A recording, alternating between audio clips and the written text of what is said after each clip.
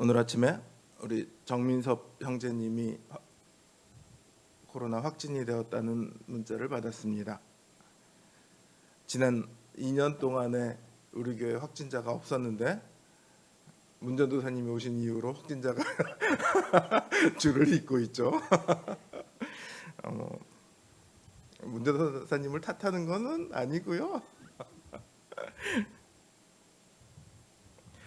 아마 이전에 비해서 우리 2년 전에 비해서 훨씬 조심을 덜하기 때문일 거예요. 그렇죠? 2년 전에 우리는 정말 사소한 것 하나도 조심하면서 살았는데 지금은 마스크 쓰는 거 외에는 조심하는 게 거의 없잖아요. 어쨌든 코로나가 다시 기승을 부리고 있습니다. 그런데 중국에서 또 다른 새로운 질병이 지금 또 유행하고 있다고 하죠. 이 질병이 전 세계적인 유행이 될지는 모르겠지만 이번 질병은 사람뿐만 아니라 짐승에게도 전파가 된다고 해요. 사람은 조심할 수 있잖아요. 지금 뭐 좀 덜 조심하고 있긴 하지만 짐승은 조심하는 게 불가능하죠. 만약에 이게 코로나처럼 전 세계적인 유행이 된다면 생각만 해도 끔찍하지 않습니까? 그런가 하면 매일매일 전 세계적인 뉴스는 기상이변을 다루고 있습니다. 얼마 전에 우리나라에도 폭우가 쏟아져서 강남이 침수되는 일이 있었죠. 그래서 무슨 서초동 슈퍼맨이니 사당동 현자니 뭐 이런 펠프스니 뭐 이런 얘기들이 나왔었는데 우리나라는 그렇게 침수가 되는 일도 있었고요. 정반대로 중국과 유럽은 지금 극심한 가뭄으로 고생을 하고 있습니다. 강이랑 저수지에 물이 말라가니까 그 밑에 잠겨있던 막 유적지가 드러나고 있고요. 2차 대전 때 가라앉았던 배들이 모습을 보이고 있고요. 미국에서는 물이 빠지고 났더니 그곳에 시신이 몇 구나 지금 발견이 되고 있다고 그래요. 또 그런가 하면 정반대로 우리나라처럼 폭우로 침수되고 있는 파키스탄 같은 나라도 있고요. 홍수와 가뭄이 전 세계를 휩쓸고 있습니다. 게다가 북극과 남극의 얼음 빙산들이 녹아가고 있다. 이런 뉴스는 이제는 너무도 흔하죠. 그 덕에 피지 같은 태평양 섬나라들이요. 해변에서 수십 미터 떨어져 있던 마을까지 지금 물이 잠기고 있대요.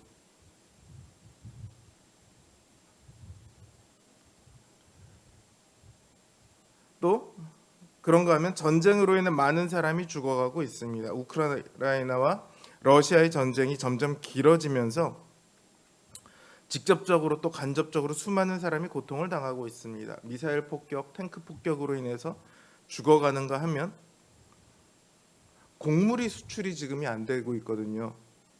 그래서 많은 사람들이 배고픔에 허덕이고 있습니다. 마태복음 24장 7절에서 8절을 보면 예수님께서 이렇게 말씀하십니다. 민족이 민족을, 나라가 나라를 대적하여 일어나겠고 처처에 기근과 지진이 있으리니 이 모든 것이 재난의 시작이니라.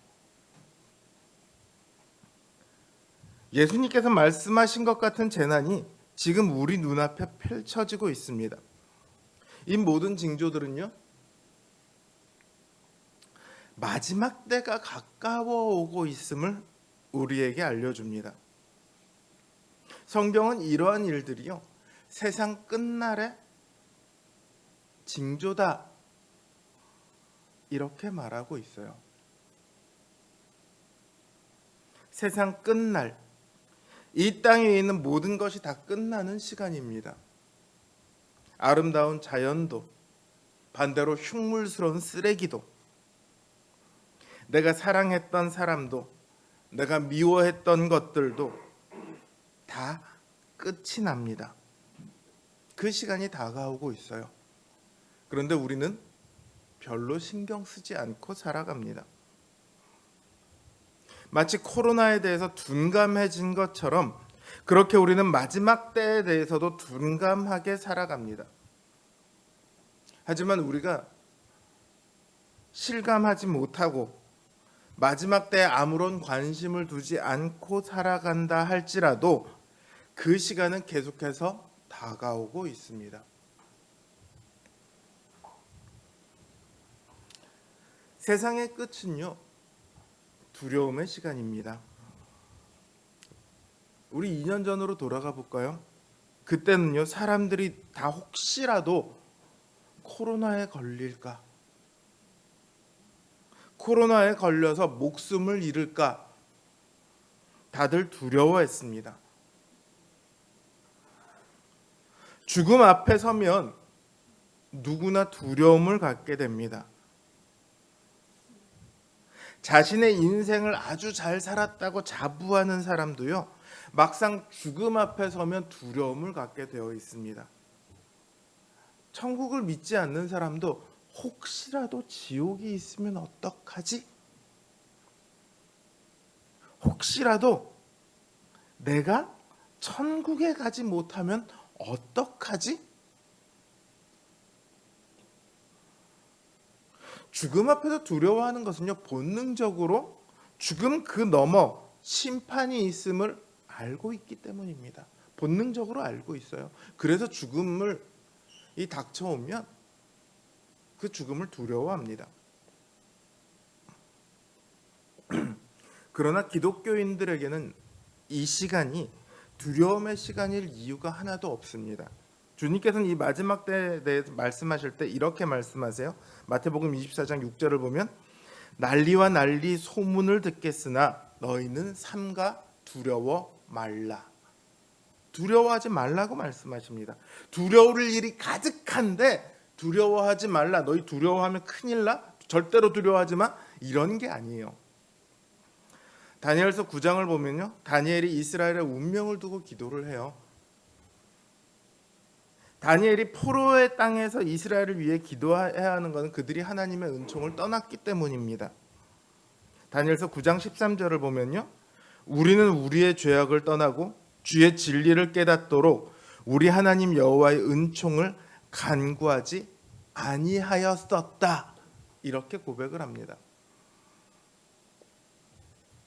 생활 형편으로 보면요, 멸망당하기 전에 유대는요, 굉장히 풍족한 상태였습니다. 그러나 대신 여호와의 은총과는 아무런 상관이 없는 삶을 살았습니다. 만약 그들이 유다의 멸망을 예언했던 선지자의 말에 귀를 기울였더라면 그들은 삶을 바꿨을 거예요. 그랬더라면 그들은 여호와의 은총을 입은 백성으로 계속 있었을 겁니다. 그러나 그들은 그렇게 하지 않았죠. 멸망이 눈앞에 다가와 있는데도 그들은 자신들의 좋은 것을 선택했습니다. 우리가 무언가를 선택할 때는요, 기준이 있습니다. 오늘 점심을 먹을 때 칼국수를 먹을까? 냉면을 먹을까? 그걸 결정하는 건 지금 내가 뭘 더 좋아하느냐와 관련이 있는 이야기죠. 차를 살 때 경차를 살까? SUV를 살까? 신차를 살까? 중고차를 살까? 이거를 결정할 때는 뭐가 고려의 대상이 됩니까? 내가 뭘 좋아하느냐도 중요하지만 내 경제적 형편도 고려의 대상이 되죠. 경제적 형편과 없이 차를 사는 사람을 우린 뭐라고 하죠? 카푸어라고 하죠. 사소한 일들은 내가 좋아하는 것 이것만으로 결정할 수 있어요. 그것만으로 결정이 납니다. 그러나 보다 중요한 일들은 여러 가지의 것들이 내가 좋아하는 것의 비중은 점점 줄어들고요. 여러 가지 것들을 고려하게 되어 있습니다. 살 것인가 죽을 것인가와 같은 문제를 선택할 때 내가 뭘 더 좋아하느냐는 거의 영향을 끼치지 못하죠. 거의 대부분은 살아야지 무슨 얘기야. 개똥밭에 굴러도 이승이 낫다는데 살아야지. 뭘 좋아하느냐와 상관없이 사는 걸 선택하게 되어 있어요.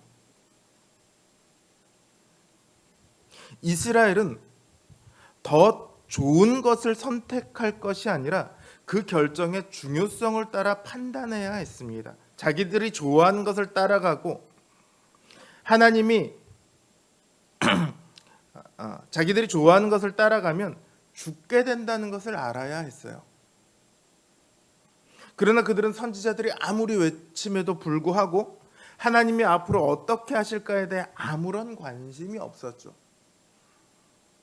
이제 다니엘이 기도할 때 가브리엘이 나타나서 앞으로 하나님께서 이스라엘에 대해 어떻게 행하실까 이거를 말씀하십니다. 그러면서 이때 가브리엘이 다니엘에게 너는 크게 은총을 입은 자다 이렇게 말을 해요. 다니엘이 왜 은총을 입은 사람입니까? 그 당대의 그 제국에서 가장 높은 사람이었기 때문에 그렇습니까? 그런 게 아니에요.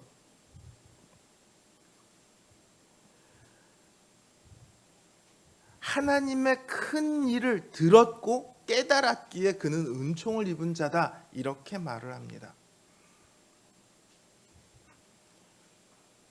그걸 성경은 지혜라고 말합니다. 하나님의 하시는 일을 아는 것, 그게 바로 지혜입니다. 여호와의 은총은요, 오늘 우리의 형편이 어떤가와는 아무런 상관이 없습니다. 왕이 되었던 노예가 되었던 그것과 아무 상관이 없이 여호와의 은총은 주어집니다. 오늘 우리의 삶에 시련이 있건 없건 삶이 평안하건 아니건 그런 것과 아무런 상관이 없이 오직 여호와의 큰 일을 아는가 아닌가, 그 큰 일에 비추어 그 큰 일에 오늘을 비추어 볼 수 있는가 아닌가, 그 큰 일을 기다리며 오늘을 믿음으로 살아가는가 아닌가, 이걸로 은총을 받은 자인가 아닌가가 결정이 나는 거예요. 가브리엘의 말에 따르면 다니엘과 이스라엘 민족의 앞에 여전히 쉽지 않은 길이 남아 있어요. 예루살렘으로 귀환할지라도 여전히 그들은 고통을 받게 될 거예요. 심지어 하나님 앞에 제사를 드리는 것조차도 금하는 날이 오게 될 거예요. 그러나 그 모든 일들은, 그 모든 악해 보이는 날들도 다 하나님의 계획 속에 있습니다. 이걸 깨달으면, 곧 은총을 입으면, 그 하나님의 지혜를 얻으면 그들은 그 쉽지 않은 날 속에서도 두려움 없이 굳건하게 서서 여호와의 일을 기도하며 살아가게 될 겁니다. 요한계시록 역시 핍박을 겪고 있는 성도들에게 하나님의 큰 일을 말해주고 있거든요. 그 마지막 날이 올 때까지는 비록 우리에게 고난이 있겠지만 그것은 정해진 일이라는 거예요. 막상 마지막 날이 되면 우리에게는 완전히 새로운 일들이 일어날 것이고 더 이상 어떤 고통도 눈물도 아픔도 없는 새날이 시작될 것이다. 이걸 믿으면 더 이상 마지막 때는 두려움의 시간일 수 없습니다. 오히려 기다려야 하는 시간이 되는 거예요. 오늘 본문의 말씀이 바로 그거예요. 이 종말의 시대를 미리 알고 계신 예수님께서 우리에게 어떻게 종말의 시대를 살아갈 것인가에 대해 말씀하고 계시는 거예요. 주님의 가르치심은 이거예요. 허리에 띠를 띠고 등불을 켜고 깨어서 서 있으라는 거예요. 주님 맞을 준비를 하라는 거죠. 허리에 띠를 띠는 것은 종들의 옷차림입니다. 유대인들의 옷은요, 우리처럼 상하이가 나눠져 있지 않아요. 길어요. 그래서 허리띠를 매지 않으면 일을 하기 매우 불편합니다. 종들은 일을 할 때 허리에 띠를 매고 그래서 일을 해요. 그러니까 우리는 마치 종이 주인을 기다리는 것처럼 그렇게 등불을 켜고 서 있기를 하라는 거예요. 주인이 언제 올지 몰라요. 근데 여러분, 종이 기다리고 주인이 딱 왔는데 종이 자고 있어요. 그럼 주인이 어떻게 할까요? 내가 갔다 온다, 돌아올 때 문 열어, 이러고 주인이 나갔어요. 새벽 2시인지 3시인지 언제 돌아올지는 몰라요. 딱 새벽 3시 반에 돌아왔는데 문을 안 열어줘요. 얼마나 화가 날까요? 주인 입장에서 그 종을 가만 놔둘까요? 그러지 않겠죠.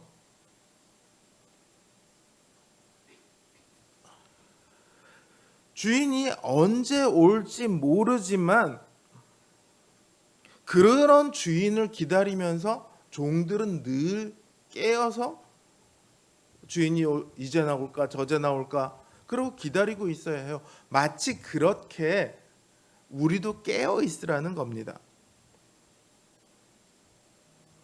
종말의 때를 기다리기를 이 종들처럼 하라는 거예요. 예수님이 언제 오실지 모르지만 예수님께서 오실 때까지 잠들지 말고 주인 맞을 준비를 하라는 거예요. 그리고 그 준비를 하고 예수님을 맞이한 종들에게는요, 놀라운 보상이 주어질 겁니다. 주인이 띠를 띠고 그 종들을 자리에 앉히고 나와 수종하리라. 이렇게 말씀하시죠. 이 말이 뭡니까? 종을 주인처럼 대우해 주겠다는 말씀이죠. 종은 종이에요.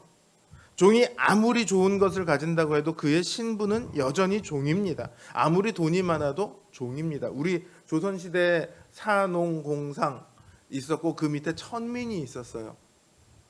상인들이 아무리 돈을 많이 벌어도 가난한 양반한테 찍소리도 못합니다.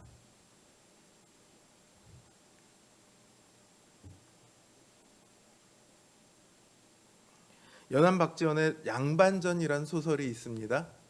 돈을 많이 번 천민이 양반이 부러워서 양반의 자리를 사죠. 돈을 주고. 근데 양반이 되려면 이것도 하면 안 되고 저것도 하면 안 되고 저것도 하면 안 되고 양반의 법도를 지켜야 되고 뭐 양반의 품격을 지켜야 되고 쭉 얘기하니까 이 사람이 에라 이런 나는 그렇게 못 살겠어 그러고 때려치고 도망을 가버려. 천민들에게 양반이 되는 것은 꿈과 같은 일이에요. 정말로 바람하지 않는 일이죠. 지금은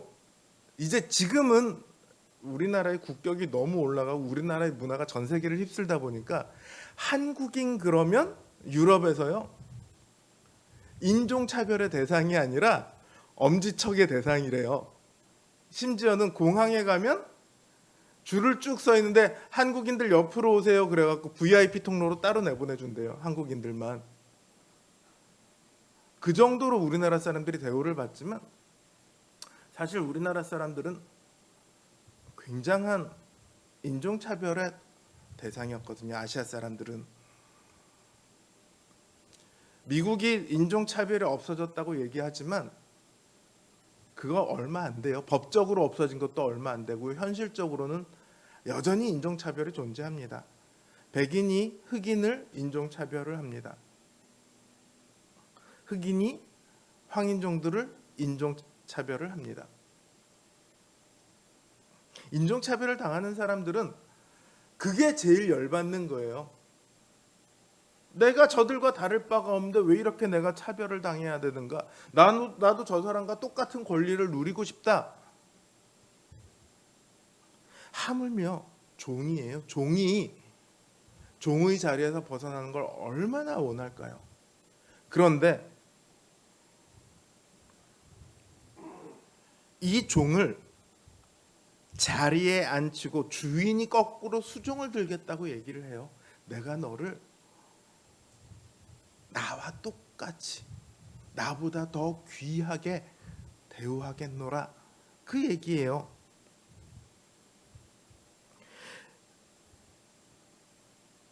예전에 종이 주인의 목숨을 구하거나 하면 주인이 종을 아들로 입양하는 경우가 있었대요. 그러면 그때부터 이제 종의 신분이 아니라 아들의 온갖 것을 누리는 거죠. 하나님께서는 우리들을 하나님 나라에서 그 아들 예수 그리스도와 똑같은 대우를 해주신다 이렇게 약속을 하셨습니다. 우리가 예수님의 목숨을 구했나요? 그거 아니죠. 오히려 예수님께서 우리를 위해 목숨을 버리셨죠. 그럼에도 우리가 깨어서 예수님의 오실 날을 기다리고만 있으면 그 믿음을 지켜내고만 있으면 예수님께서 누리실 모든 영광을 우리가 똑같이 누리게 될 것이다. 성경은 이렇게 약속하고 있습니다. 그러니 이 약속을 믿는다면 까짓거 밤중에 주인 기다리는 게 문제겠습니까? 우리는 주님이 언제 오실지는 모릅니다. 여러분들 그 옛날에 뭐 궤도루팡 같은 소설, 추리 소설을 보면 주인집에다가 네가 좋아하는 그 보물을 내가 훔쳐가겠다 이러고 예고 편지를 보내죠. 그럼 주인이 어떻게 하죠? 언제 올지는 모르지만 그때부터 사람을 막 사서 지키게 하고 막 곧 집안의 보안 시스템도 고치고 막 그렇게 하죠.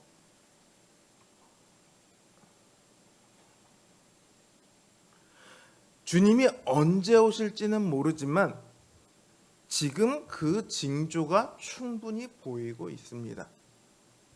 어쩌면 여전히 주님께서는 우리 한결이 한빈이가 죽을 때까지도 안 오실 수도 있어요. 그러나 반대로 오늘 밤 당장 오실 수도 있습니다. 옛날에 부흥사 목사님들이 그 얘기들을 많이 하셨어요. 뭐 그때 휴거가 막 한참 유행할 때였는데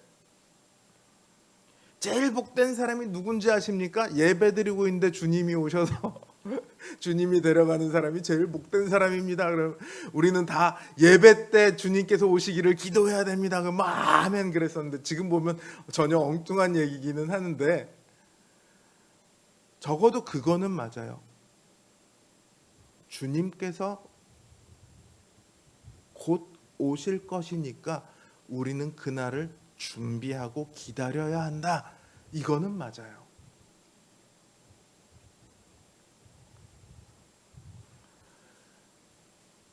우리는 이 종말의 시간을 깨어서 주님을 기다리며 살아가야 합니다. 어떻게 해야 깨어서 기다리며 살아가는 것일까요? 첫째로 어느 편이 더 종말을 견디기에 유익한가를 생각해야 합니다. 종의 시대에는 고난이 있습니다. 이건 주님께서 하셨던 예언이고요. 요한계시록을 통해 증명된 사실입니다. 우리는 주님이 오시기까지 이 종말을 견디고 믿음을 지켜 끝내 이기는 자의 면류관을 얻어야만 합니다. 그러니까 어떻게 하면 종말을 더 잘 견딜 수 있을까를 고민해야 돼요. 수많은 일들을 할 수 있습니다. 하지만 모든 것이 다 믿음으로 견디는데 유익하지는 않죠. 제가 앞에서 선택의 기준에 대해서 잠깐 말씀드렸잖아요. 선택의 기준이 바뀌어야 합니다. 종말을 기다리는 사람은 선택의 기준이 바뀌어야 합니다. 내가 뭘 더 좋아하는가가 아니라 무엇이 더 우리의 믿음에 유익한가? 이게 우리 선택의 기준이 되어야 합니다. 놀러 가는 것 좋습니다. 사람이 놀아야죠. 쉬는 것 좋습니다. 사람에게 휴식이 필요하죠. 플렉스 즐기는 것 좋습니다. 여유가 있으면 충분히 그럴 수 있습니다. 하지만 그 모든 것들이 과연 우리의 믿음에 유익할까? 그게 우리의 기준이 되어야 합니다. 두 번째로 지나갈 것에 연연해서는 안 됩니다. 우리는 영원한 것을 추구해야 합니다. 바울은요, 우리가 가지고 있는 그 모든 것을 없는 것처럼 여기라 이렇게 말을 해요. 영원한 것을 추구하는 사람은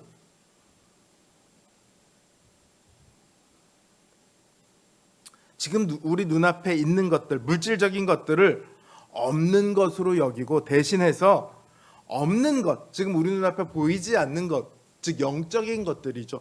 이걸 있는 것처럼 믿고 살아가는 사람들이에요. 눈에 보이는 것들은 싸그리 무시하고 보이지 않는 것들을 붙들어야 한다는 말이죠. 종말은요, 그 영적인 것들이 실체로 드러나는 시간입니다. 하나님의 눈에 보이지 않던 하나님의 나라가 비로소 우리 눈에 보이게 되는 시간이에요. 그때 이 땅의 것들은 다 사라집니다. 그러니까 그렇게 사라질 것들 말고 그때 나타날 것들을 우리는 추구해야 합니다. 어떻게 하면 한 푼 더 벌 수 있을까? 어떻게 하면 더 좋은 차를 탈까? 어떻게 하면 더 좋은 집에 살까? 이게 중요한 게 아니라 어떻게 하면 내가 하나님 나라의 백성으로서 하나님 나라의 뜻에 맞는 열매를 맺어낼 것인가? 이게 훨씬 더 중요합니다. 셋째로, 무엇이 주님을 기쁘시게 하는 것일까를 늘 고민해야 합니다. 사실은 이게 제일 중요합니다. 앞에 두 가지는요, 이 세 번째를 위한 수행하기 위한 방법이라고 할 수 있어요. 이건 최종적인 목적입니다. 어떻게 하면 하나님을 기쁘시게 할 것인가? 내가 무엇을 하여야 내가 아닌 하나님을, 주님을 기쁘게 할 수 있을까? 이거를 고민하고 실천해야 합니다. 신자의 삶은요, 그리스도를 닮아가는 삶입니다. 그리스도인이라는 이름이 우리에게 주어져 있잖아요. 그리스도인이라는 말은 그리스도를 믿는다라는 표현이 되기도 하지만 그리스도 안에, 그리고 그리스도가 그 안에 있는 사람이다, 이런 의미를 가지고 있습니다. 그리스도가 그 안에 있으면 그리스도의 모습이 나타나게 되어 있어요. 그리스도 안에 있으면 그리스도의 법과 그리스도의 뜻을 따라가게 되어 있어요. 그러니까 그 삶에 그리스도의 열매가 맺혀야 합니다. 그게 하나님께서 가장 기뻐하시는 일이에요.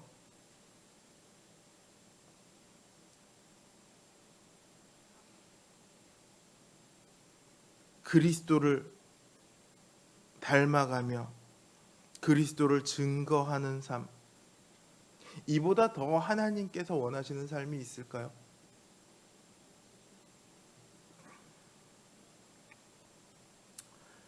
하나님께서 계획하신 대로 지금 흘러가고 있는 시간입니다.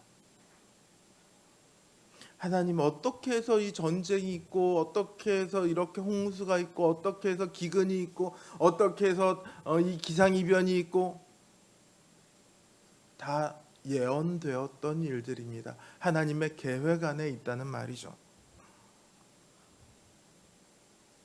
이 시간은요, 마지막 때가 점점 가까워오고 있다는 걸 세상 사람들에게 알려주는 사인입니다.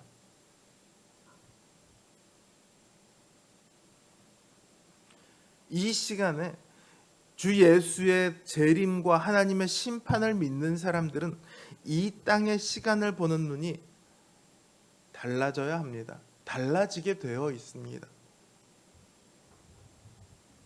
이 땅의 것들을 바라는 대신에 하나님의 일들이 어서 이루어지기를 간구하며 살아가게 되어 있어요. 제가 일전에 주기도문을 설교하면서 주기도문을 한마디로 하면 어서 하나님의 나라가 임하옵소서, 이거라고 제가 말씀드린 적이 있습니다. 그리고 성경의 끝을 장식하고 있는 주여 어서 오시옵소서, 이 기도 역시 주님의 다시 오심을 믿으며 살아가는 은총을 받은 자의 기도입니다.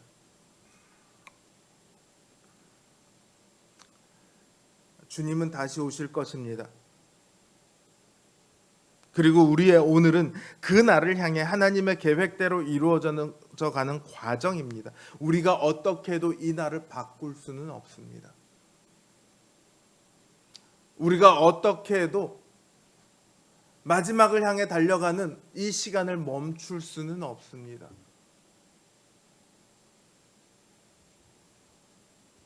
그저 그 하나님의 역사를 믿고 오늘을 깨어 주님의 다시 오심을 기다리는 그 일만이 우리가 할 수 있는 유일한 일이죠.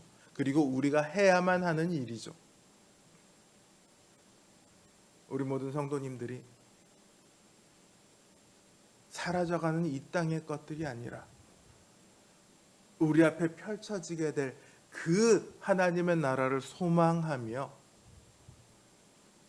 깨어 기다리며 이 땅에서 하나님의 기뻐하시는 일들을 행할 수 있는 복된 은총이 넘치는 성도님들 되시길 주님의 이름으로 기원합니다.